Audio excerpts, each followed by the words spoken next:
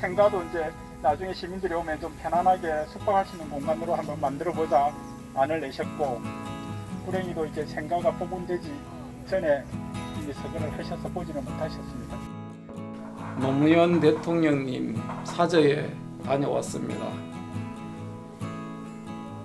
울산을 출발해서 경남 김해 진영 IC를 맞아 나와서 봉화마을로 갔습니다.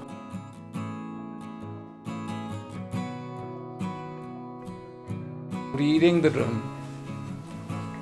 마지막 4시 타임에 노무현 대통령님 사저 방문을 할 수 있었습니다.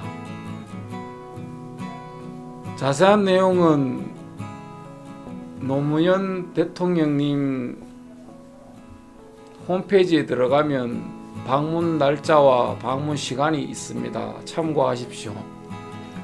지금 보이는 이곳은 노무현 대통령께서 살아계실 때 차를 타고 다니던, 그 다음에 국회의원 때 하실 때 타던 차들이 이렇게 전시가 되어 있습니다. 이곳은 지하입니다. 지하. 그리고 손녀들하고 같이 자전거 타고 가던 구루마도 있고, 환경사업 하신다고 보드도 사놓고 했던 모습이 친환경 사업 하신다고 해놨는 그런 것도 있습니다. 이곳을 보니 노무현 대통령님께서 어떤 마음으로 고향을 살려야 되겠다, 살리고 싶어하는 마음, 간절한 모습이 보였습니다.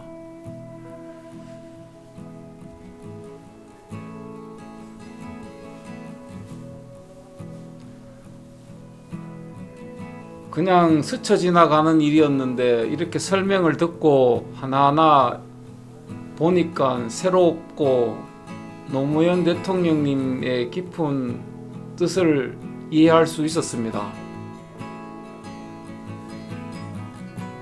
노무현 대통령님께서 평소에 좋아하시던 막걸리 한 잔 드리고 싶은 마음입니다.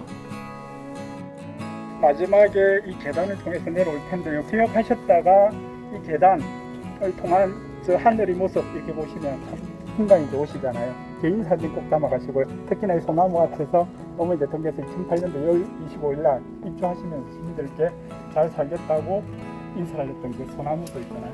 나중에 내려오실 때 단체 사진, 개인 사진 꼭 담아가시면 참 좋겠습니다. 꼭 가시겠습니다.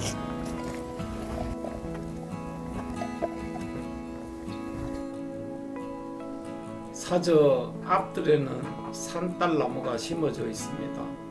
이 산딸나무에는 특별한 사연이 있는데요. 봉화마을에 심어진 나무 꽃 가운데 유일하게 표지석이 있습니다. 대한민국 정부 수립 이후 좌우 이념 대립 속에 빚어진 비극적인 사건인 제주 4.3 사건에 대해 최초로 사과했던 노무현 전 대통령을 위해 제주 4.3 희생자 유족회가 기증한 나무입니다. 대표적인 게 제주 4.3 사건, 국가 권력이 저지른 잘못이다라고 우리나라 대통령으로서는 처음으로 55년 만에 제주 4.3 사건에 대해서 사과를 하신 날이 있습니다. 2003년 10월 31일입니다. 제주도를 찾아가셔서 제주도민들과의 오찬 간담회에서 그렇게 말씀을 하셨습니다.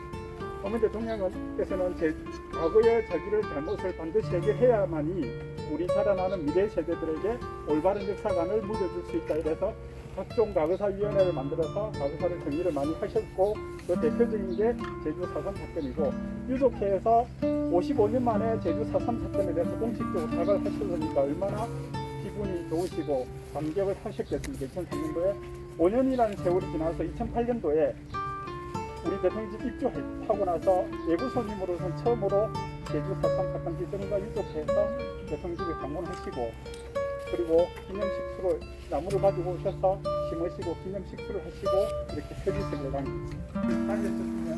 바깥에서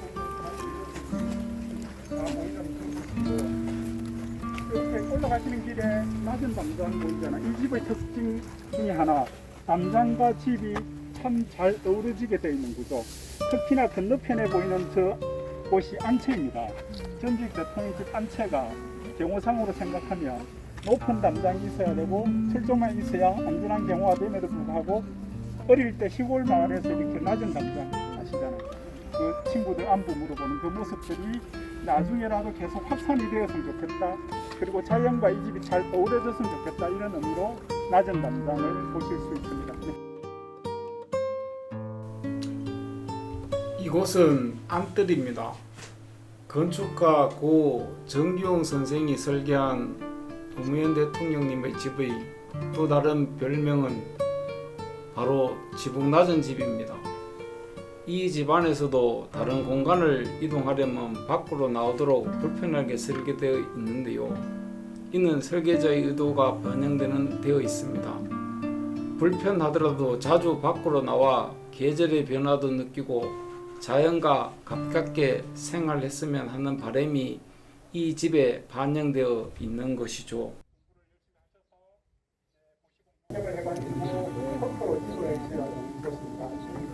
그래서 하실 때는 말하자면 외부 노출이 심할 때는 불편하긴 하지만 이게 바깥으로 자주 나오라고. 그래서 집을 설계하신 정도에서 그런 게 바꿔서 너무 시대에 오래 있으면 안 되니까 바깥으로 나오는 걸로 만들고 집을 책을 분리했습니다. 그래서 지금 여러분이 서 계신 것처럼 안채에 계시다가 바깥으로 나올 때 식구들과 소통이 불편하고 이곳은 사랑채입니다. 외부에서 온 손님을 맞아들이고 회의를 하던 사랑채. 대통령의 집이 남향으로 지어져 빛도 잘 들어오고 따뜻한 곳입니다. 창밖으로 봉화산 사자바위가 시원하게 보이는데요. 그 앞으로 있는 네 그루의 소나무는 마치 병풍처럼 심어져 있습니다. 생전 봉화산을 바라보며 퇴임 이후 생활을 꿈꿨던 대통령의 모습을 잠시 생각해 봤습니다. 처음으로 언급하신 게 대정부 질문에서 저렇고 아니고 꼬라지 좀 안 보고 사는 세상을 이런 식으로 하셨고요.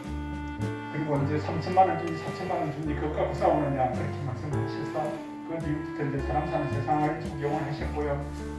우리 집을 사람 사는 세상은 노무현 전 대통령을 상징하는 문구가 되었죠. 그 옆으로 웬 낙서가 보이는데 이것은 손자와 손녀가 어릴 적에 이곳에 낙서한 것을 그대로 남겨둔 것입니다.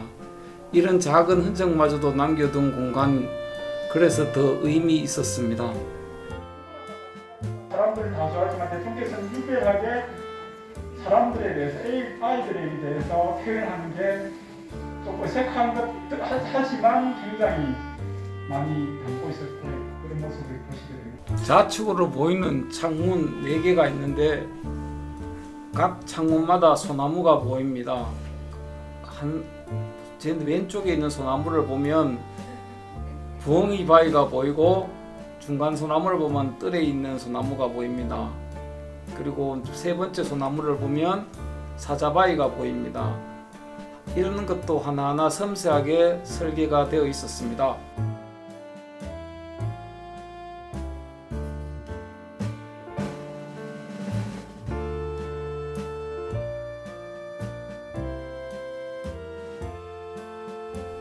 이곳은 안채입니다.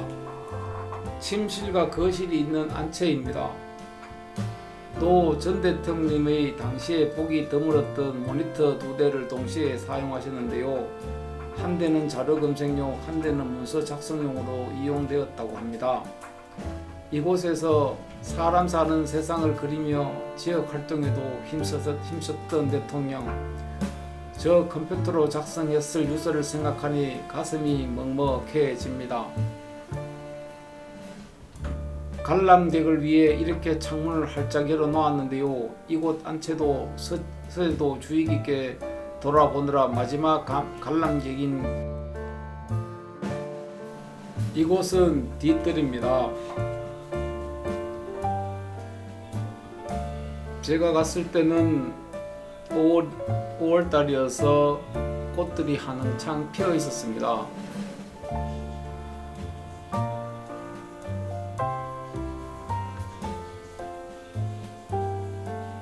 길들을 지나서 조금 걸어가다 보면 서재가 나오는데 900여 권의 책이 빽빽하게 꽂혀 있는 서재. 이 서재에서 노 전 대통령님이 어떤 생각을 했을까요?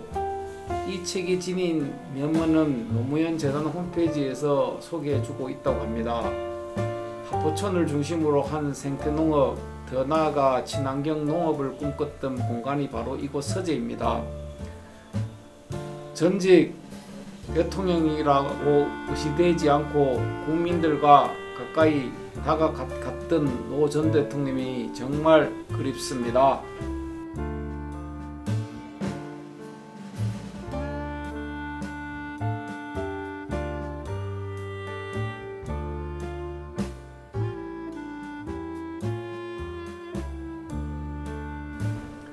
특히 비서동과 경호동 건물이 내실 쪽에 연결되어 있는 중정 부분을 보고 퇴임 후에도 소통을 중요시하는 노 전 대통령님의 성격을 알 수 있었던 것 같더군요. 노무현 대통령님 사저 관람을 마치며 나는 대통령님의 노무현은 아쉬운 점이 많다고 생각한다. 물론 최근 5년간 정치 안 하겠다고 했던 친구의 끔찍한 시간들을 견디며 당신의 업적이 재평가되고 있기는 하지만 그러나 사람으로서의 노무현은 절대로 미워할